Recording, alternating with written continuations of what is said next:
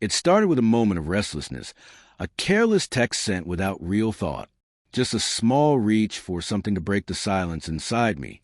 I sometimes think of you. Simple words, like tossing a pebble into a still pond, unaware of the ripples they cause. My name is Emily, 36, married for 7 years. I used to believe I was someone who understood better, someone who wouldn't gamble with her own happiness. I was wrong. My life with Michael wasn't broken. No bitter fights, no slammed doors, just quiet predictability. Our days blended into a monotonous rhythm that became background noise. We ate dinner together, went through routines, exchanged hollow words. He'd ask about my day.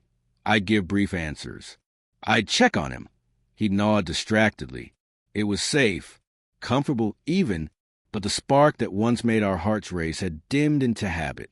One night, while scrolling through a forgotten university group chat, I saw Ryan's name. His picture was nearly the same. Still that effortless grin, that confident aura that once drew me in.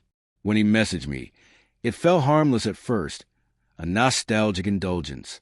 We talked about late-night swims, reckless adventures, stories Michael would never understand. Ryan remembered the wildness of me that I'd buried deep. Our chats began lighthearted, playful, teasing, with a hint of flirtation. I told myself we hadn't crossed any lines. It was just a game, harmless. Then one quiet night, after Michael had fallen asleep following another long day, I sent that message again. I sometimes think of you. I quickly added, not like that, just the old days. The typing dots flickered on my screen. Same here, he replied.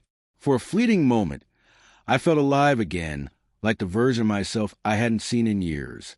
I smiled, slipped into sleep, thinking nothing had changed. But by morning, everything had. Michael didn't greet me with his usual kiss on the forehead, didn't make my coffee. He sat in silence, thumbs idly scrolling his phone. I told myself it was just stress, a rough morning. But that evening, he didn't come home. No calls, no messages. He returned after midnight, quiet, avoiding me entirely. The soft click of the spare bedroom door sounded like a thunderclap. By dawn, he was gone. Half the drawers were emptied, keys missing, and his wedding ring lay cold and lonely on the kitchen island. Beside it, a note in his precise handwriting read, I heard you say you think of him. I won't stay where I'm not enough. My knees gave out. The hiss of the coffee machine was the only sound as I stared at the devastation I'd caused. I called and texted endlessly, my voice cracking in voicemail after voicemail, no reply. Finally, his sister answered. She said he was okay, but not ready to talk. I asked if he told her everything. Enough, she said softly. That one message, those few careless words unraveled everything. I didn't want Ryan. I didn't want a different life. I just longed to feel seen, to remember that I still shimmer beneath the layers of routine. Michael grounded me.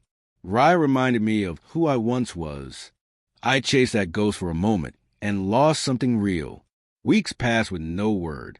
Then an envelope arrived at my office, personal, my name typed on the front. Divorce papers. I told my colleagues vague stories, that we'd grown apart, that things had run their course.